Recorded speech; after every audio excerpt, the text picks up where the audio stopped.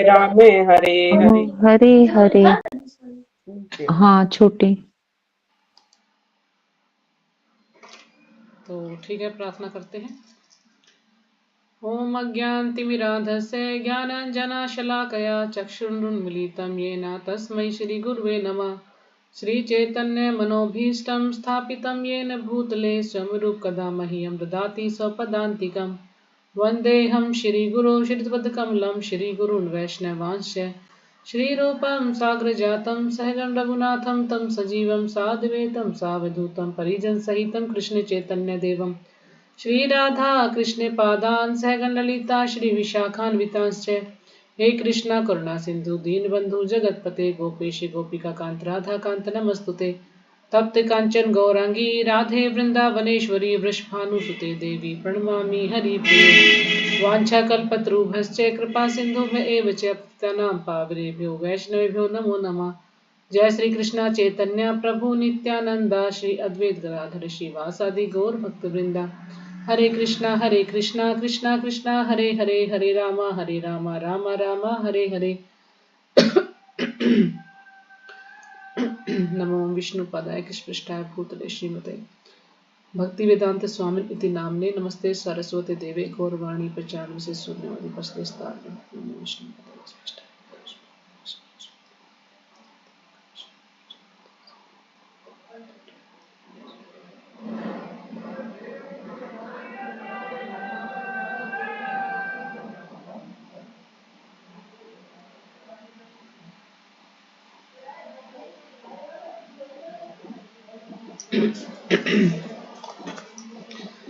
तो आज हम कर रहे हैं अध्याय 13, रिवीजन करेंगे, श्लोक अनुवाद पढ़ेंगे इसका। और तो इसमें जो है 18 अध्याय हैं, 700 श्लोक हैं। और अभी हम कर रहे हैं अध्याय 13, प्रकृति पुरुष तथा चेतना। तो हमने ये चैप्टर पूरा कर लिया है, लेकिन एक बार इसको बस रिवाइज कर रहे हैं ताकि जो भक्त नहीं आ पाए थे बीच में सब सुन पाए। तो प्रकृति पुरुष तथा चेतना। तो प्रकृति यानी भौतिक प्रकृति, और पुरुष जीव, और चेतना भगवान के लिए आया है इस चैप्टर में। क्यों? क्योंकि सबको चेतना कौन देते हैं? भगवान ही देते हैं। तो अर्जुन ने कहा, हे कृष्ण, मैं प्रकृति एवं पुरुष, भोक्ता, क्षेत्र एवं क्षेत्रज्ञ तथा ज्ञान एवं ज्ञेय के विषय में जानने का इच्छुक हूं। तो अर्जुन के 6 प्रश्न थे। अर्जुन जानना चाहते थे कि प्रकृति पुरुष और क्षेत्र और क्षेत्रज्ञ और ज्ञान और ज्ञेय 6 के बारे में जानना चाहते कि इनके बारे में मैं जानने का इच्छुक हूं। तो श्री भगवान ने कहा, हे कुंती पुत्र, यह शरीर क्षेत्र कहलाता है और इस क्षेत्र को जानने वाला क्षेत्रज्ञ है। तो ये तो आप सबको याद हो गया होगा कि हमने बार बार ये बात रिपीट हुई है, क्षेत्र और क्षेत्रज्ञ। यानी क्षेत्र क्या है? ये शरीर, और क्षेत्रज्ञ आत्मा, यानी शरीर को जानने वाला। तो क्षेत्रज्ञ 2 प्रकार के क्षेत्रज्ञ हैं, एक भगवान है और एक ये आत्मा है। तो आत्मा जो है वो सिर्फ अपने शरीर के बारे में जानता है, यानी अपने खेत के बारे में जानता है, और जो भगवान है वो सबके शरीरों के बारे में जानते हैं। इस प्रकार से 2 क्षेत्रज्ञ हैं। तो फिर ज्ञान क्या है? तो ज्ञान क्या है? यानी भगवान, प्रकृति और जीव, इन तीनों के बारे में जानना, यही ज्ञान है। फिर था ज्ञेय। ज्ञेय क्या है? कि जानने योग्य क्या है इस संसार में, है ना? जानने योग्य क्या है? भगवान कृष्ण को जानना। तो ज्ञेय का मतलब है जानने योग्य। और फिर ज्ञान का लक्ष्य क्या है? जब हम ज्ञान प्राप्त कर लेते हैं तो फिर हमारा गोल क्या है, क्या लक्ष्य है? वो है भगवान का प्रेम प्राप्त करना। और क्षेत्र और क्षेत्रज्ञ तो आपको पता ही है, प्रकृति के बारे में पता है। इस प्रकार से 6 चीजें हैं जो अर्जुन जानना चाहता है। तो भगवान उसको फिर इसका उत्तर देते हैं अगले श्लोक में।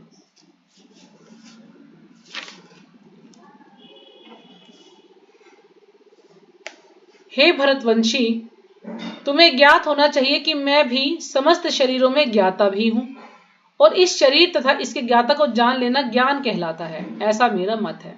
तो भगवान फिर यहाँ अर्जुन को बता रहे हैं कि यानी समस्त शरीरों में मैं ज्ञाता भी हूं, मतलब मैं भी ज्ञाता हूं। कभी आप सोच रहे हो कि भाई एक ही ज्ञाता है, मैं भी ज्ञाता हूं। और इस शरीर तथा इसके ज्ञाता को जान लेना ज्ञान कहलाता है। यदि हम शरीर के बारे में और इसके ज्ञाता के बारे में, यानी आत्मा के बारे में, शरीर और आत्मा के बारे में यदि हम अच्छे से जान लेते हैं तो यही ज्ञान कहलाता है, ऐसा मेरा मत है। तो भगवान अर्जुन को बता रहे हैं। क्योंकि जैसे यहाँ पे प्रभा जी में उदाहरण देकर समझा रहे हैं कि जैसे एक राजा है ना, राजा क्या है, जैसे एक नागरिक है, एक नागरिक अपने भूखंड के विषय में सब कुछ जानता है, नागरिक अपने बारे में भूखंड के विषय में जानता है, लेकिन राजा को न केवल अपने महल का अपितु प्रत्येक नागरिक की भू संपत्ति का ज्ञान रहता है। इसी प्रकार कोई भले ही अपने शरीर का स्वामी हो, लेकिन परमेश्वर समस्त शरीरों के अधिपति है। राजा अपने साम्राज्य का मूल अधिपति होता है ना, राजा सबके बारे में जानता है, लेकिन नागरिक सिर्फ अपने बारे में जानता है। तो इसी प्रकार से भगवान सबके बारे में जानते हैं। यह शरीर इंद्रियों से युक्त है और परमेश्वर ऋषिकेश है, जिसका अर्थ है इंद्रियों के नियामक। तो भगवान ही जो है सभी इंद्रियों के स्वामी हैं। फिर अगला श्लोक है तीसरा इकट्ठा ही था वो, चौथा पढ़ते हैं हम। अब तुम मुझसे यह सब संक्षेप में सुनो कि कर्म क्षेत्र क्या है, यह किस प्रकार बना है, इसमें क्या परिवर्तन होते हैं, यह कहां से उत्पन्न होता है, इस कर्म क्षेत्र को जानने वाला कौन है और इसके क्या प्रभाव हैं। तो कितनी सारी बातें भगवान यहां पर बता रहे हैं अर्जुन को। तो धीरे धीरे भगवान ये एक एक बात के बारे में बताएंगे कि कर्म क्षेत्र क्या है ना, शरीर क्या है और ये किन चीजों से बना हुआ है। हमने चर्चा की थी 24 तत्वों से बना हुआ है। इसमें क्या परिवर्तन होते हैं, तो क्या परिवर्तन होते हैं इसमें, इच्छा, द्वेष, सुख और दुख, ये 4 परिवर्तन होते हैं इसमें। यह कहां से उत्पन्न होता है, तो ये प्रकृति से ही उत्पन्न होता है। और इस कर्म क्षेत्र को जानने वाला कौन है और उसके क्या प्रभाव हैं, तो ये यहां पर भगवान हमें आगे बताएंगे। श्लोक संख्या 5। विभिन्न वैदिक ग्रंथों में विभिन्न ऋषियों ने कार्यकलापों के क्षेत्र तथा उन कार्यकलापों के ज्ञाता के ज्ञान का वर्णन किया है। तो यहां भगवान अर्जुन को बता रहे हैं कि विभिन्न वैदिक ग्रंथों में, कितने सारे वैदिक ग्रंथ हैं, उनमें जो अलग इतने सारे जो ऋषि हैं, ऋषियों ने कार्यकलापों के क्षेत्र तथा उन कार्यकलापों के ज्ञाता का वर्णन किया है। यानी जो क्षेत्र है उसके कार्यकलाप और उसका जो ज्ञाता है उसके बारे में उन्होंने वर्णन किया है। इसे विशेष रूप से वेदांत सूत्र में कार्य कारण के समस्त तर्क समेत प्रस्तुत किया गया है। लेकिन इसको विशेष तौर पर जो वेदांत सूत्र है, वेदांत सूत्र क्या है, भागवतम। तो वेदांत सूत्र में कार्य कारण के समस्त तर्क, यानी सारे तर्कों को अच्छे से प्रस्तुत किया गया है कि कार्य क्या है, कारण क्या है, तो इसके बारे में अच्छे से बताया गया है। तो कार्य ये शरीर है और कारण ये प्रकृति।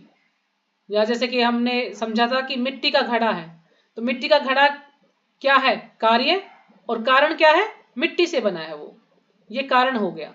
तो नहीं जो प्रकृति है, ये जो भौतिक संसार है, ये वैसे तो भगवान ही है, भगवान की अध्यक्षता में कार्य करती है प्रकृति, लेकिन प्रकृति को बताया जाता है कि प्रकृति जो है कार्य कर रही है इसके पीछे। वैसे भगवान का ही हाथ है, भगवान की अध्यक्षता में ही प्रकृति कार्य करती है। यानी प्रकृति की अपनी कोई शक्ति नहीं है, भगवान ने उसको शक्ति दी है, उसको ये सेवा दी है कि तुम्हें कार्य करना है। जैसे कि ये जो शरीर है, शरीर के कौन चला रहा है शरीर को, आत्मा। इस प्रकार से फिर अगला, इसमें हमने 5 चीजों के बारे में पढ़ा था। ये श्लोक ना, ये श्लोक बहुत महत्वपूर्ण था। तो 5 चीजों के बारे में हमने पढ़ा था कि अन्नमय रूप, और फिर प्राणमय रूप, फिर ज्ञान में रूप, विज्ञान में रूप और असर आनंद में रूप। तो अन्नमय रूप था कि यानी जब बच्चा छोटा होता है तो सिर्फ उसको खाने का ही पता होता है ना, उसको भूख लगती है, रोता है, तो कुछ खाने का दे दिया जाए तो चुप हो जाता है, यानी उसको कहा गया है अन्नमय अवस्था है वो, और उसको सिर्फ खाने के बारे में पता है। फिर आता है प्राणमय रूप।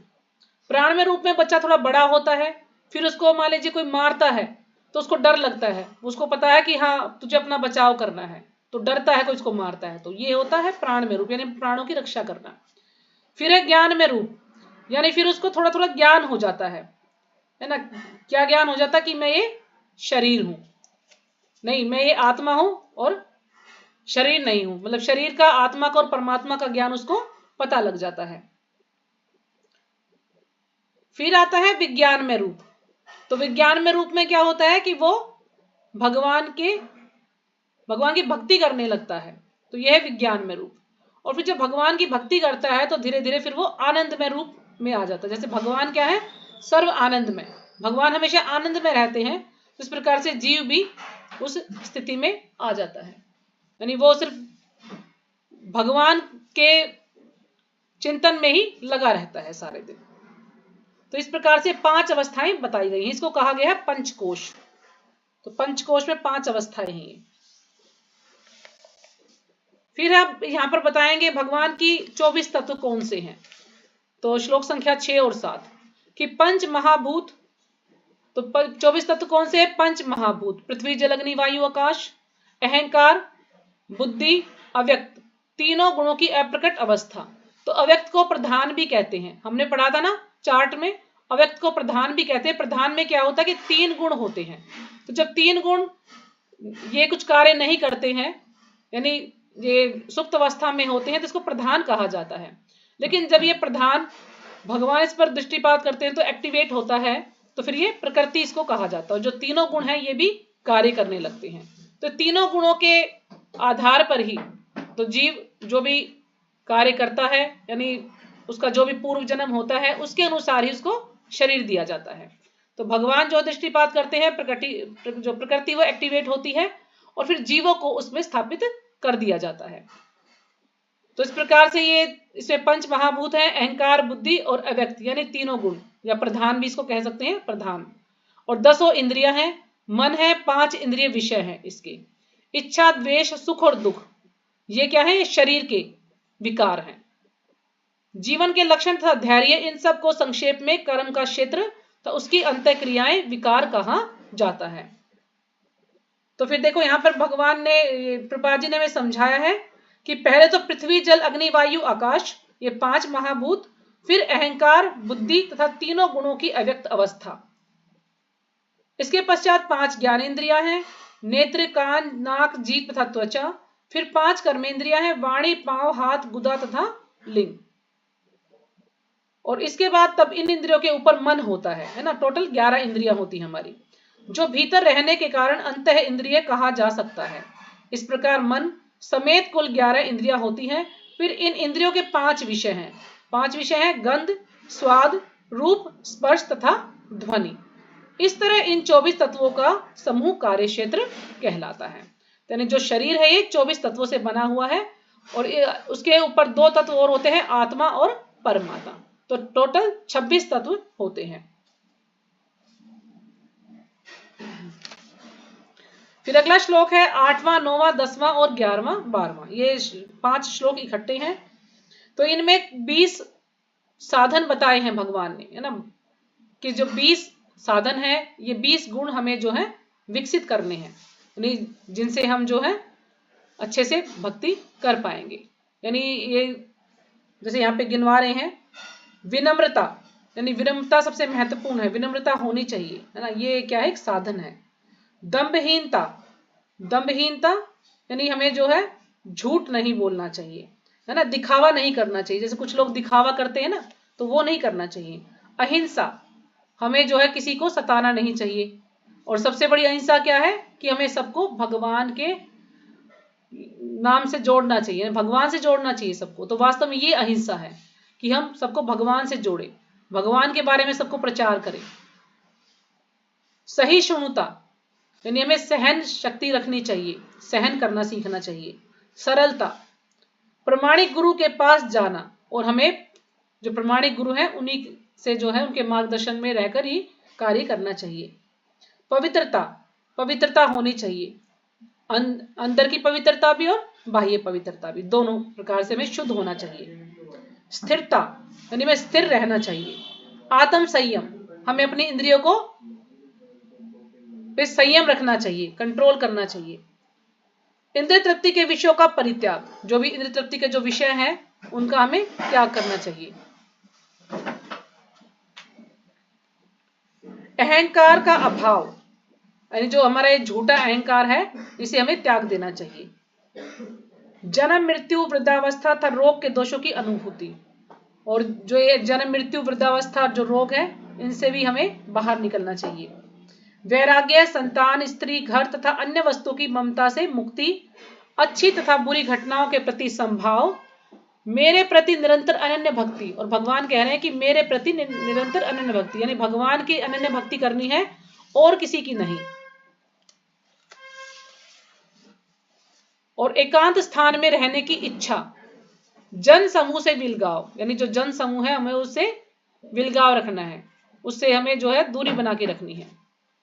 आत्म साक्षात्कार की महत्ता को स्वीकारना तथा परम सत्य की दार्शनिक खोज, इन सबको मैं ज्ञान घोषित करता हूं और इनके अतिरिक्त जो भी है वह सब अज्ञान है। तो भगवान कह रहे हैं जो 20 चीजें भगवान ने गिनाई, ये क्या है? ज्ञान है, और इसके अलावा और जो भी हम कुछ सुनते हैं वो अज्ञान है।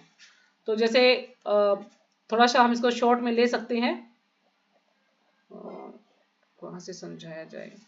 तो जैसे कि विनम्रता, विनम्रता का अर्थ है कि मनुष्य को अन्यों द्वारा सम्मान पाने के लिए इच्छुक नहीं रहना चाहिए, है ना। हमें किसी से इच्छा नहीं करनी चाहिए कि कोई हमारा सम्मान करे, तो इस चीज की हमें इच्छा नहीं रखनी चाहिए। दूसरा है दंभहीनता, तो लोग अपने धर्म में प्रसिद्ध होना चाहते हैं, है ना, प्रसिद्धि चाहते हैं। अतः ये देखा गया है कि कोई व्यक्ति धर्म के सिद्धांतों को जाने बिना ही ऐसे समुदाय में सम्मिलित हो जाता है जो वास्तव में धार्मिक सिद्धांतों का पालन नहीं करता, और इस तरह वह धार्मिक गुरु के रूप में अपना प्रचार करना चाहता है ना। कुछ लोग प्रसिद्ध होने के लिए करते हैं ना, उनको भाई जो है प्रसिद्धि चाहिए कि सब उनका गुणगान करें, इस प्रकार से वो ऐसा कार्य करते हैं। तो ये क्या है? ये झूठा दिखावा है। फिर है अहिंसा। अहिंसा का सामान्य अर्थ वध न करना या शरीर को नष्ट न करना लिया जाता है ना। वास्तव में तो हम यही सोचते हैं कि हम किसी की हत्या ना करें, ये अहिंसा है, लेकिन अहिंसा का वास्तविक अर्थ है अन्यों को विपत्ति में न डालना। तो यहाँ प्रभुपाद जी में समझा रहे हैं कि अन्यों को विपत्ति में न डालना, किसी को भी हम कठिनाई में न डालें। देहात्म बुद्धि के कारण सामान्य लोग अज्ञान द्वारा ग्रस्त रहते हैं और निरंतर भौतिक कष्ट भोगते रहते हैं। अतएव जब तक कोई लोगों को आध्यात्मिक ज्ञान की ओर ऊपर नहीं उठाता, तब तक वह हिंसा का अभ्यास करता रहता है। तो नहीं, सबसे बड़ी अहिंसा क्या है? कि हमें उनको भगवान से जोड़ना है सबको, ये अहिंसा है। सहिष्णुता यानी सहनशीलता। तो सहिष्णुता का अर्थ है कि मनुष्य अन्यों द्वारा किए गए अपमान तथा तिरस्कार को सही। तो ये सहिष्णुता है। जो आध्यात्मिक ज्ञान की उन्नति करने में लगा रहता है उसे अन्यों के तिरस्कार तथा अपमान सहने पड़ते हैं। ऐसा इसलिए होता है क्योंकि यह भौतिक स्वभाव है ना। जब आपने महसूस किया होगा, जब हम पुस्तक वितरण के लिए जाते हैं तो कितने प्रकार के लोगों से हमारी मुलाकात होती है ना।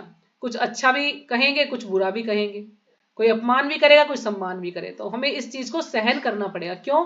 क्योंकि हम जो है भगवान का संदेश बांट रहे हैं, भगवान ने हमें सेवा दी है, तो भगवान के लिए ना कुछ भी हम जो है सहना पड़े तो हमें सहन करना चाहिए। जैसे प्रभुपाद जी के जो शिष्य थे, वो प्रभुपाद जी के लिए सब कुछ सहने के लिए तैयार थे, यहाँ तक अपनी जान देने के लिए भी तैयार थे प्रभुपाद जी के लिए।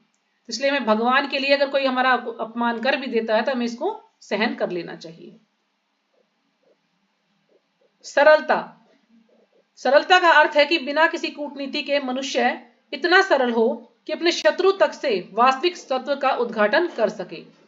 यानी इतना सरल होना चाहिए कि बिना किसी कूटनीति के, कोई पॉलिटिक्स के बिना हमें अपने शत्रु तक से वास्तविक सत्य का उद्घाटन कर सके, कि यानी कोई हमारा शत्रु भी है तो उससे भी हम जो है सत्य उसको बता पाए। आचार्य उपासनम। जहां तक गुरु बनाने का प्रश्न है, आध्यात्मिक ज्ञान में प्रगति करने के लिए यह अति आवश्यक है, क्योंकि बिना प्रमाणिक गुरु के यह संभव नहीं है। मनुष्य को चाहिए कि विनम्रता पूर्वक गुरु के पास जाए और उसे अपनी समस्त सेवाएं अर्पित करे, जिससे वह शिष्य को अपना आशीर्वाद दे सके। उसके बाद है पवित्रता। आध्यात्मिक जीवन में प्रगति करने के लिए पवित्रता सोचम अनिवार्य है। पवित्रता दो प्रकार की होती है, आंतरिक तथा बाह्य। बाह्य पवित्रता का अर्थ है स्नान करना, लेकिन आंतरिक पवित्रता के लिए निरंतर कृष्ण का चिंतन तथा हरे कृष्ण मंत्र का कीर्तन करना होता है। इस विधि से मन में से पूर्व कर्म की संचित धूलि हट जाती है। उसके बाद है दृढ़ता। स्थैर्यम का अर्थ है कि दृढ़ता का अर्थ है कि आध्यात्मिक जीवन में उन्नति करने के लिए मनुष्य दृढ़ संकल्प हो, है ना, उसको दृढ़ संकल्प करना पड़ेगा, तभी वो अच्छे से भक्ति कर पाएगा। ऐसे संकल्प के बिना मनुष्य ठोस प्रगति नहीं कर सकता।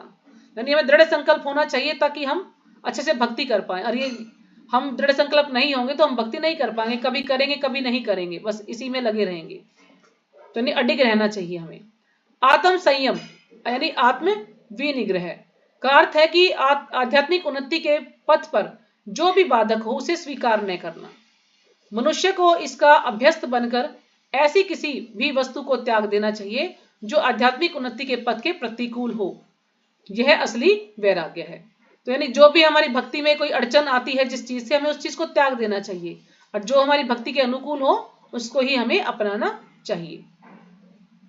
इंद्रियां इतनी प्रबल है कि सदैव इंद्र तृप्ति के लिए उत्सुक रहती हैं। अनावश्यक मांगों की पूर्ति नहीं करनी चाहिए। इंद्रियों की उतनी ही तृप्ति की जानी चाहिए जिससे आध्यात्मिक जीवन में आगे बढ़ने में अपने कर्तव्य की पूर्ति हो, है ना। इंद्रियों को इतना ही खुला छोड़ना चाहिए जितना कि आवश्यक है, उससे ज्यादा नहीं। मिथ्या अहंकार। मिथ्या अहंकार का अर्थ है इस शरीर को आत्मा मानना। तो ये क्या है मिथ्या अहंकार? कुछ लोग हम क्या करते हैं, हम अपने शरीर को ही सब कुछ मान लेते हैं कि शरीर ही है, आत्मा को भूल जाते हैं। तो हम ये शरीर नहीं, हम ये आत्मा है, तो हमें इस चीज को अपनाना है, ना कि हम ये शरीर है। तो ये मिथ्या अहंकार है। जब कोई ये बात यह जान जाता है कि शरीर नहीं अपितु आत्मा है, तो वास्तविक अहंकार को प्राप्त होता है। जन्म मृत्यु जरा तथा व्याधि को स्वीकार करने के कष्ट को समझना चाहिए। वैदिक ग्रंथों में जन्म के अनेक वृत्तांत हैं। श्रीमद् भागवतम में जन्म से पूर्व की स्थिति, माता के गर्भ में बालक के निवास, उसे कष्ट आदि का सजीव वर्णन हुआ है। तो भागवतम में 3रे स्कंद में पूरा ये विस्तार से बताया गया है कि बच्चे का जन्म किस प्रकार से होता है और बच्चा कितना कष्ट सहन करता है। अगला है वैराग्य। जहां तक संतान, पत्नी तथा घर से विरक्ति की बात है, इसका अर्थ यह नहीं है कि इनके लिए कोई भावना ही न हो, है ना। ऐसा नहीं कि परिवार के लिए कोई भावना ना हो, ये सब स्नेह की प्राकृतिक वस्तुएं हैं, लेकिन जब ये आध्यात्मिक उन्नति में अनुकूल न हो तो इनके प्रति आसक्त नहीं होना चाहिए।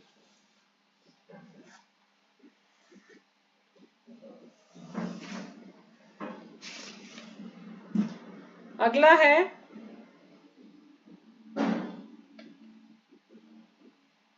जन समूह से विलगाव। यह स्वाभाविक है कि आध्यात्मिक जीवन शैली का अभ्यस्त हो जाने पर मनुष्य भौतिकवादी लोगों से मिलना ही नहीं चाहेगा, इससे उसे हानि पहुंच सकती है।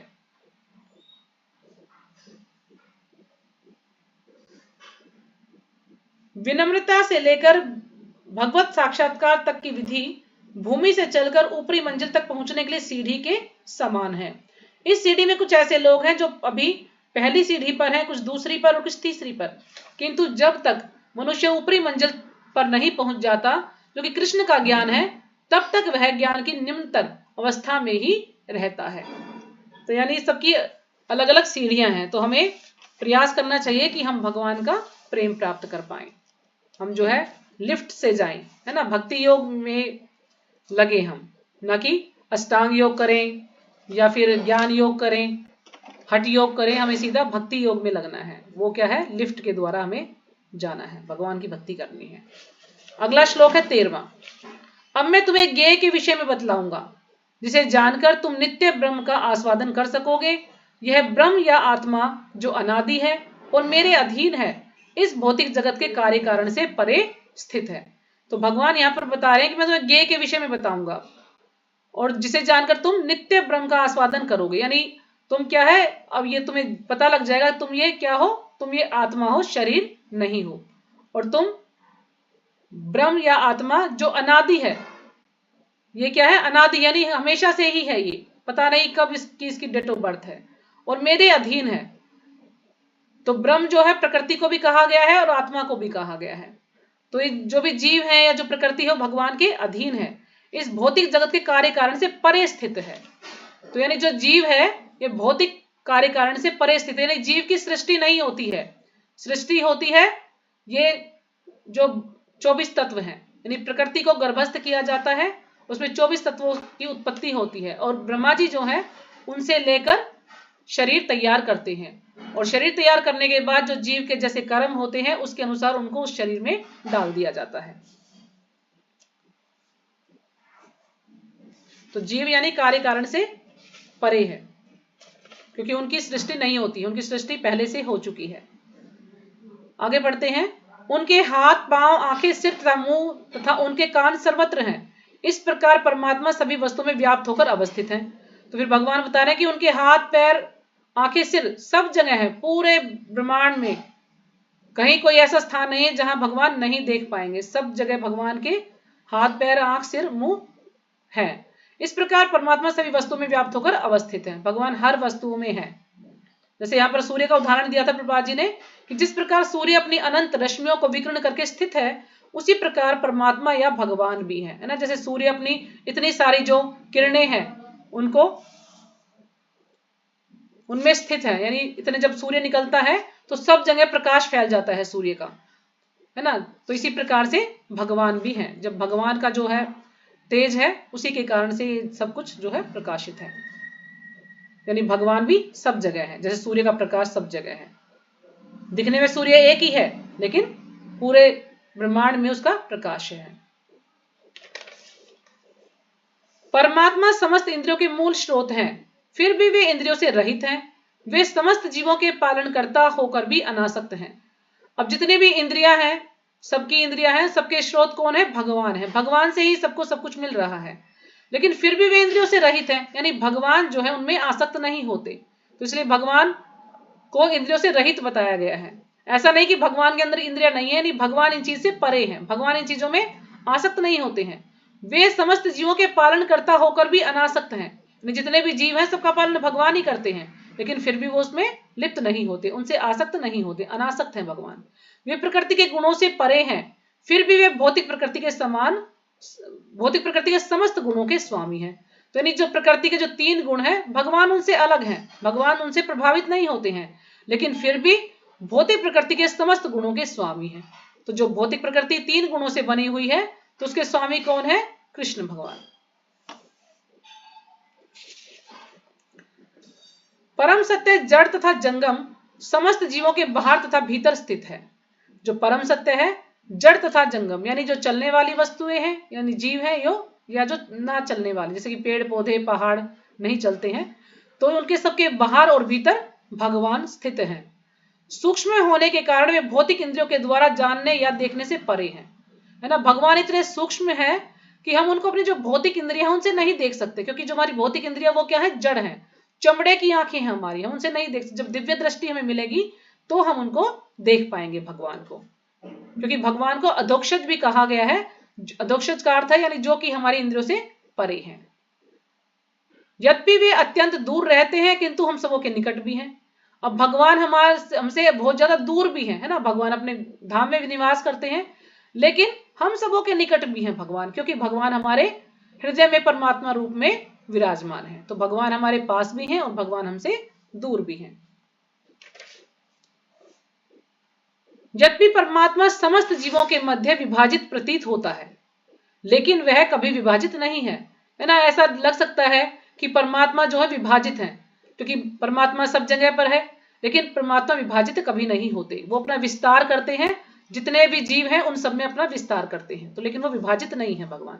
वह एक रूप में स्थित है, यद्यपि वह प्रत्येक जीव का पालन करता है ना। सभी का पालन भगवान करते हैं, लेकिन यह समझना चाहिए कि वह सबों का संहार करता है और सबों को जन्म भी देता है। तो यानी भगवान सभी का विनाश भी करते हैं और सभी को जन्म भी भगवान ही देते हैं। और भगवान क्या है? एक ही है, सब कुछ भगवान ही करते हैं। 18वां श्लोक। वे समस्त प्रकाशमान वस्तुओं के प्रकाश स्रोत हैं। तो जितने भी वस्तुएं हैं सबको प्रकाश कहां से मिल रहा है? भगवान से। वे भौतिक अंधकार से परे हैं और अगोचर हैं, यानी भगवान भौतिक अंधकार से परे हैं और अगोचर हैं, यानी जो दिखाई नहीं देते, जिनको हम देख नहीं सकते। वे ज्ञान है, ज्ञेय है और ज्ञान के लक्ष्य हैं। तो भगवान ही ज्ञान है, भगवान ही जानने योग्य है और भगवान ही ज्ञान के लक्ष्य हैं। वे सबके हृदय में स्थित हैं। इस प्रकार मैंने कर्म क्षेत्र यानी शरीर, ज्ञान तथा ज्ञेय का संक्षेप में वर्णन किया है। तो अर्जुन को बता रहे हैं कि मैंने संक्षेप में तुम्हें बताया है कि कर्म क्षेत्र क्या है, ज्ञान क्या है और ज्ञेय क्या है। इसे केवल मेरे भक्त ही पूरी तरह समझ सकते हैं और इस तरह मेरे स्वभाव को प्राप्त होते हैं। तो भगवान यहाँ पर यह क्यों कह रहे हैं कि मेरे भक्त ही इसको समझ सकते हैं? क्यों? क्योंकि जो भक्त हैं वो भगवान की अच्छे से एक तो सेवा करते हैं ना, भक्ति करते हैं। दूसरा, उन्होंने जो भी ज्ञान प्राप्त किया है वो प्रमाणिक है, इन्होंने गुरुओं के माध्यम से, जो प्रमाणिक हमारे आचार्य हैं उनके माध्यम से उस ज्ञान को प्राप्त किया है। इसलिए भगवान कह रहे हैं कि मेरे भक्त ही इस ज्ञान को समझ सकते हैं, क्योंकि भगवान को वो साकार रूप में मानते हैं, और जो अद्वैतवादी है वो निराकार मानते हैं भगवान को। प्रकृति तथा जीवों को अनादि समझना चाहिए, उनके विकार तथा गुण प्रकृति जन्य है। यानी जो प्रकृति है और जो जीव है दोनों ही अनादि हैं, पता नहीं कब से इनकी जो है सृष्टि हुई है, कब से ये उत्पन्न हुए, कुछ नहीं पता किसी को। और उनके विकार तथा गुण प्रकृति जन्य है, तो उनमें जो भी परिवर्तन आता है और जो भी गुण है वो प्रकृति की देन है, प्रकृति द्वारा ही उत्पन्न हुए हैं। प्रकृति समस्त भौतिक कारणों तथा कार्यों परिणामों की हेतु कही जाती है। अब जो प्रकृति है, जितने भी कार्य कारण है ना, जो भी कुछ हम देख रहे हैं इस भौतिक संसार में, तो सबकी हेतु यानी सबकी रचना करने वाली निमित्त कौन है? प्रकृति को कहा जाता है। और जीव पुरुष इस संसार में विविध सुख दुख के भोग का कारण कहा जाता है। और जीव क्या है? जो भी सुख दुख का जो भोग कर रहा है उसको जीव को बताया गया, क्योंकि आत्मा ही तो सुख दुख का अनुभव करती है ना। कार्य तो शरीर करता है, लेकिन दुख का अनुभव, सुख का अनुभव तो आत्मा करती है। तो इसलिए जीव को संसार के जो भी सुख दुख है उसका भोग का कारण कहा गया है। इस प्रकार जीव प्रकृति के तीनों गुणों का भोग करता हुआ प्रकृति में ही जीवन बिताता है। तो जीव प्रकृति के तीनों गुणों का भोग करता हुआ प्रकृति में ही जीवन बिताता है। यह उस प्रकृति के साथ उसकी संगति के कारण है, क्योंकि उसकी प्रकृति से क्या है? आसक्ति है, उसकी आसक्ति के कारण, उसका संग करने के कारण है। इस तरह उसे उत्तम तथा अधम योनियां मिलती रहती हैं। तो उसके कर्मों के अनुसार उसे निम्न या उच्च योनियां मिलती रहती हैं। क्यों? क्योंकि प्रकृति के साथ रहता है, प्रकृति के साथ संग करता है, तो इसलिए उसके कर्मों के अनुसार उसको जन्म मिलता है। तो भी इस शरीर में एक अन्य दिव्य भोक्ता है जो ईश्वर है, परम स्वामी है और साक्षी तथा अनुमति देने वाले के रूप में विद्यमान है, और जो परमात्मा कहलाता है। तो भगवान क्या है? हमारे शरीर में है ना, हमारे हृदय में रहते हैं भगवान। तो भगवान क्या है? साक्षी, यानी देख भी रहे हैं हमें और अनुमति देने वाले भी हैं। यदि जीव की इच्छा है पाप करने की, तो भगवान ऐसी व्यवस्था करेंगे कि वो पाप करेगा। जीव की इच्छा है पुण्य करने की, भगवान का नाम लेने की, तो भगवान ऐसी व्यवस्था करेंगे कि वो भगवान का नाम ले पाएगा। क्यों? क्योंकि इसमें भगवान कोई हस्तक्षेप नहीं करते, ये जीव की स्वतंत्रता है, वो अपनी तरफ से क्या करना चाहता है। जो व्यक्ति प्रकृति, जीव तथा प्रकृति के गुणों की अंत्यक्रिया से संबंधित इस विचारधारा को समझ लेता है, जो व्यक्ति प्रकृति, जीव तथा प्रकृति के गुणों की अंत्यक्रिया, यानी इन दोनों का आपस में क्या तालमेल है, मतलब दोनों का क्या जुड़ाव है, इन दोनों के बारे में जान लेता है, तो उसे मुक्ति की प्राप्ति सुनिश्चित है। यानी जो प्रकृति के बारे में और जीव के बारे में अच्छे से जान लेता है तो उसकी मुक्ति सुनिश्चित है। उसकी वर्तमान स्थिति चाहे जैसी हो, यहां पर उसका पुनर्जन्म नहीं होगा। तो यानी उसकी वर्तमान स्थिति कैसी भी हो, लेकिन अगर वो जान लेता है इसको अच्छे से, तो उसका कभी पुनर्जन्म नहीं होगा। कुछ लोग परमात्मा को ध्यान के द्वारा अपने भीतर देखते हैं, है ना, ध्यान योगी। तो दूसरे लोग ज्ञान के अनुशीलन द्वारा, यानी ज्ञान योगी। और कुछ ऐसे हैं जो निष्काम कर्मयोग द्वारा भगवान को देखते हैं। तो जैसे हमने उस दिन चर्चा की थी कि नास्तिक लोग हैं, कुछ अज्ञेयवादी हैं। जो अज्ञेयवादी हैं ये जान ही नहीं पाते कि भगवान है या नहीं है, तो भगवान को माने या ना माने वो इसी में लगे रहते हैं बस। नास्तिक तो बिल्कुल भगवान को मानते ही नहीं है।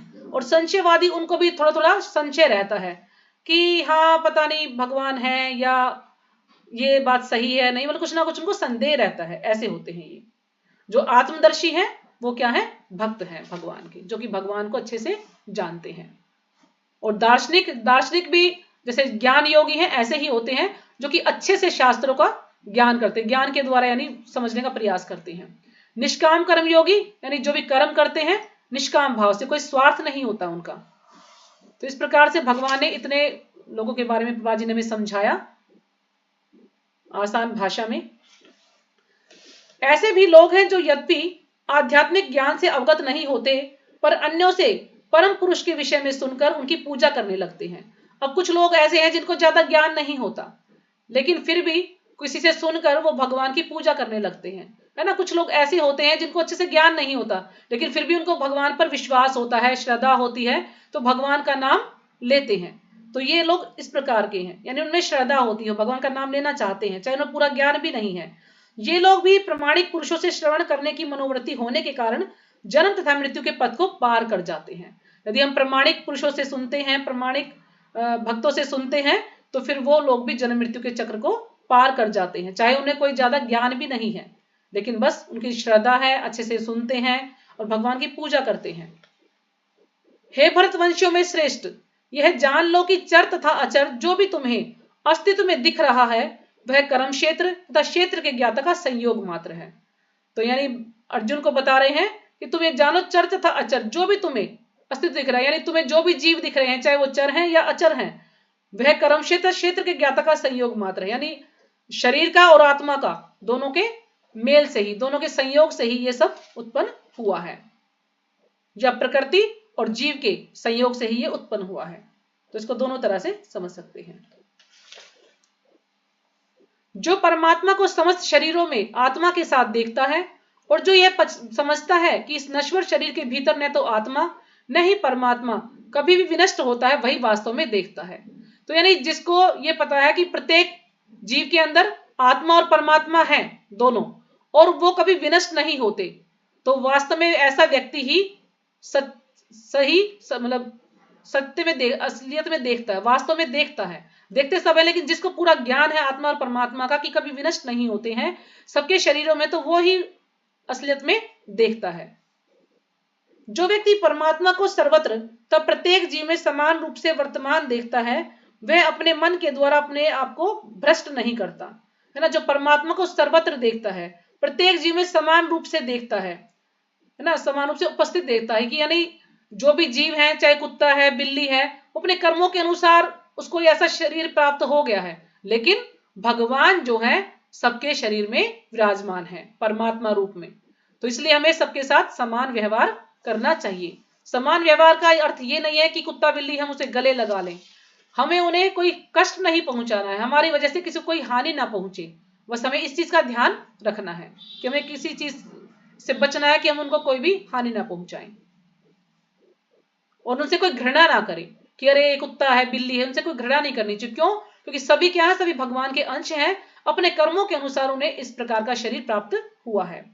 जो यह देखता है कि सारे कार्य शरीर द्वारा संपन्न किए जाते हैं, जिसकी उत्पत्ति प्रकृति से हुई है, और जो देखता है कि आत्मा कुछ भी नहीं करता, वही यथार्थ में देखता है।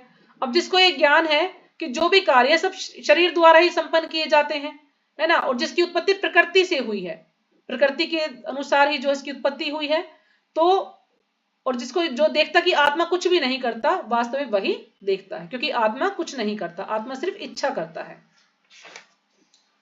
जब विवेकवान व्यक्ति विभिन्न भौतिक शरीरों के कारण विभिन्न स्वरूपों को देखना बंद कर देता है और यह देखता है कि किस प्रकार से जीव सर्वत्र फैले हुए हैं, तो वह ब्रह्म बोध को प्राप्त होता है। विवेकवान व्यक्ति यानी जिसको भेद करने का ज्ञान है कि हाँ ये सही है और ये गलत है, ऐसा वो अपनी बुद्धि लगा के अच्छे से देख पाता है। तो विभिन्न भौतिक शरीरों के कारण विभिन्न स्वरूपों को देखना बंद कर देता है, कि जितने भी ये भौतिक शरीर हैं उन सबको, उनके सबके स्वरूपों देखना बंद कर देता है, और यह देखता है कि किस प्रकार से जीव सर्वत्र फैले हुए हैं, तो ब्रह्म बोध को प्राप्त होता है। यानी उसको आत्मा और परमात्मा का ज्ञान होता है, ऐसे व्यक्ति को उसको आत्म साक्षात्कार हो जाता है। शाश्वत दृष्टि संपन्न लोग यह देख सकते हैं कि अविनाशी आत्मा दिव्य, शाश्वत तथा गुणों से अतीत है ना। शाश्वत दृष्टि यानी जो कि हमेशा से ही पूरे हमेशा से जानते हैं कि जो आत्मा है वो क्या अविनाशी है, दिव्य है, शाश्वत है और तीनों गुणों से परे है। हे अर्जुन, भौतिक शरीर के साथ संपर्क होते हुए भी आत्मा न तो कुछ करता है और न ही लिप्त होता है। यद्यपि आकाश सर्वव्यापी है, किंतु अपनी सूक्ष्म प्रकृति के कारण किसी वस्तु से लिप्त नहीं होता, है ना। आकाश सब जगह है, लेकिन अपनी सूक्ष्म प्रकृति के कारण किसी से लिप्त नहीं होता। इसी तरह ब्रह्म दृष्टि में स्थित आत्मा शरीर में स्थित रहते हुए भी शरीर से लिप्त नहीं होता, जिसको कि ज्ञान है कि वो आत्मा है, आत्मा और परमात्मा के बारे में उसको ज्ञान है। हे भरत पुत्र, जिस प्रकार सूर्य अकेले सारे ब्रह्मांड को प्रकाशित करता है, उसी प्रकार शरीर के भीतर स्थित एक आत्मा सारे शरीर को चेतना से प्रकाशित करता है। है ना। जिस प्रकार से हम देखते हैं कि मिक्सी चल रही है, मशीन चल रही है, पंखा चल रहा है, तो कहां से कैसे चल रहा है ये हम देख पाते हैं। तो इसको कौन चला रहा है? तो करंट, बिजली के करंट की वजह से चल रहा है ना वो। तो इसी प्रकार से जो आत्मा है, जो हमें शरीर देख रहे, शरीर चल रहा है, तो कौन चला रहा है? ये आत्मा के द्वारा चल रहा है। यानी जो चेतना है, चेतना के द्वारा सब कुछ प्रकाशित है। तो यानी जो बिजली का करंट है उससे सारे जितने भी मशीन है सब कुछ चल रहा है। तो इसी प्रकार से जो शरीर चल रहा है ये आत्मा यानी और चेतना के द्वारा ये शरीर चल रहा है। क्योंकि चेतना की वजह से ही सब कुछ प्रकाशित है। जैसे एक बल्ब लगाया है तो पूरा कमरे में प्रकाश है, इसी प्रकार से चेतना है शरीर में, तो हम ये लगा सकते हैं अंदाजा कि आत्मा भी है, और आत्मा नहीं है तो चेतना भी नहीं है, उसी के कारण से शरीर चल रहा है। जो लोग ज्ञान के चक्षु से शरीर तथा शरीर के ज्ञाता के अंतर को देखते हैं और भव बंधन से मुक्ति की विधि को भी जानते हैं, उन्हें परम लक्ष्य प्राप्त होता है। जो लोग ज्ञान के चक्षु से, है ना, जिनको दिव्य दृष्टि मिली हुई है कि शरीर तथा शरीर के ज्ञाता के अंतर को देखते हैं कि उन दोनों में क्या अंतर है, और भव बंधन से मुक्ति की विधि को भी जानते हैं कि यानी हम ये जो भव सागर है, भौतिक संसार है, इसको हम कैसे पार कर सकते हैं, तो उन्हें परम लक्ष्य प्राप्त होता है। तो इस प्रकार श्रीमद् भगवद गीता के 13वें अध्याय प्रकृति पुरुष तथा चेतना का भक्ति वेदांत तात्पर्य पूर्ण हुआ। तो माता जी आपका प्रश्न था कि इसी प्रकार से जीव विभिन्न प्रकार के शरीरों में स्थित होकर भी अपने सूक्ष्म प्रकृति के कारण उनसे पृथक बना रहता है। तो इसका अर्थ क्या है? इसका उत्तर क्या है कि जीव तो ऐसा ही होता है, वो इतने सारे शरीर ग्रहण करता है लेकिन वो उनसे आसक्त नहीं होता। वो आसक्त क्यों होता है? क्योंकि जब जीव बद्ध जीवन में नहीं आता है तो वो ऐसा होता है आत्मा, क्योंकि आत्मा क्या है?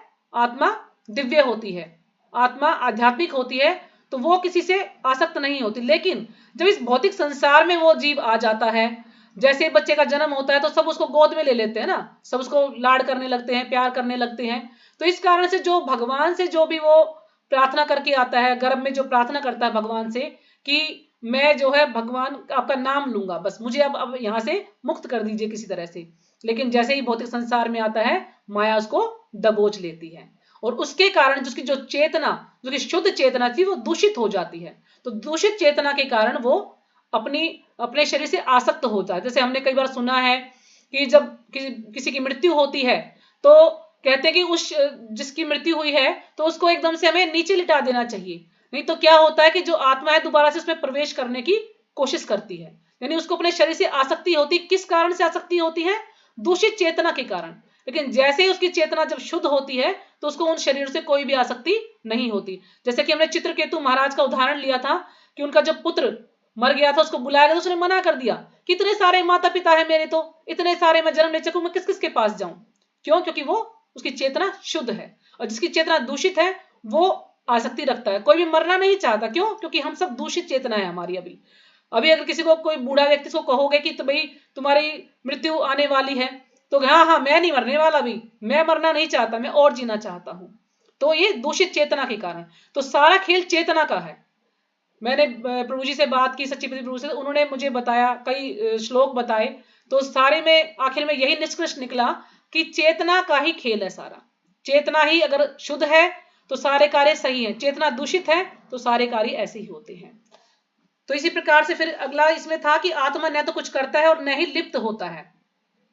तो देखा जाए तो आत्मा कोई कार्य नहीं करता है ना। क्यों? क्योंकि आत्मा सिर्फ इच्छा करता है, और फिर मन जो है तय करता है कि इसको क्या देना है, और उसके बाद जो बुद्धि है, फिर बुद्धि सही निर्णय लेती है कि नहीं इसके लिए क्या सही है और क्या गलत है।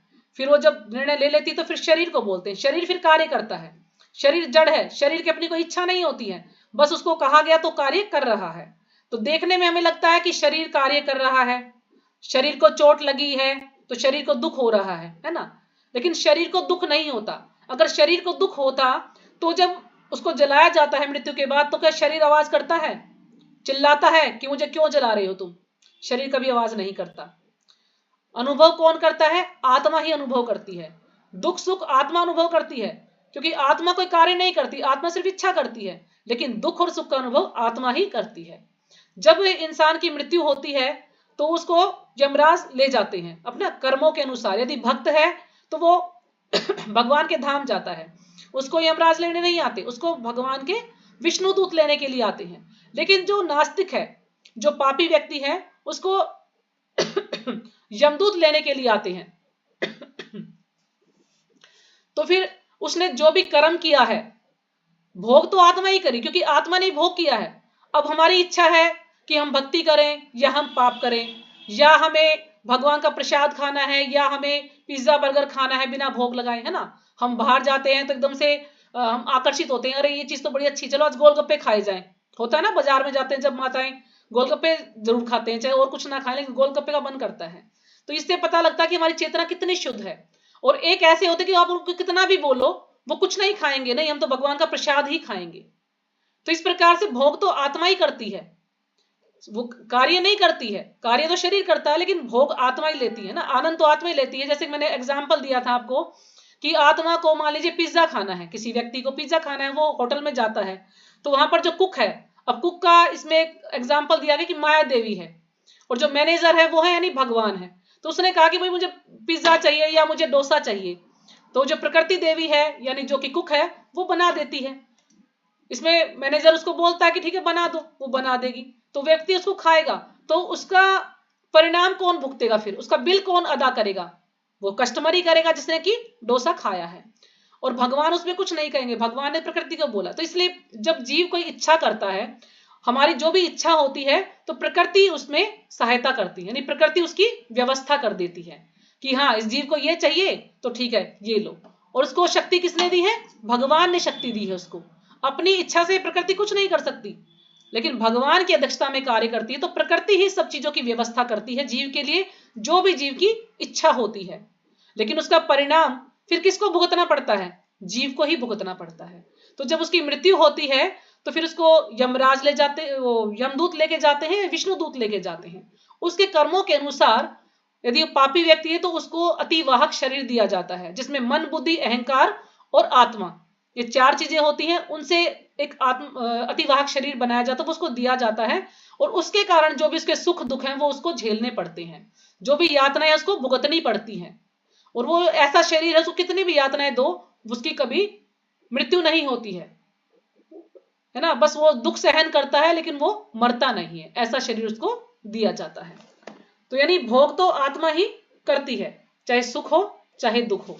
तो इसके अलावा अभी आपको किसी को कुछ और क्वेश्चन किसी को पूछना है तो पूछ सकते हैं, तो कि आत्मा कुछ नहीं करता और आत्मा उनसे लिप्त भी नहीं होता है ना, आत्मा उनसे चिपकता नहीं है।